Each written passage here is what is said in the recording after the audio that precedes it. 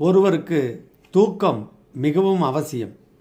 அறிவியல் ஒருத்தருக்கு 8 மணி நேர தூக்கத்தை சொன்னாலும் கூட நாம் கைபேசியினுடைய அணைப்பில் கதகதப்பாக தூங்கி வழிவதை நிகழ்காலம் பார்த்து கொண்டிருக்கிறது.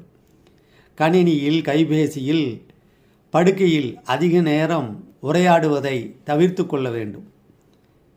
இரவு நேரத்தில் நாம் அதிகமாக கண்விழித்து கணினியவோ கைபேசியோ பார்க்கிற பொழுது மூளை சுறுசுறுப்பாக இயங்க ஆரம்பித்து விடுகிறது. தூக்கத்திற்கு வாய்ப்பில்லை. வேமகவி பாடல் எண் 22 உலகுக்கு ஒரு உண்மையை சொல்கிறது. யார் அதிக நேரம் தூங்கிக்கிட்டே இருப்பாங்க அல்லது தூக்கத்தில் ஆர்வம் இருப்பாங்க அப்படின்னா பாடல் எண் 22 வீமகவி.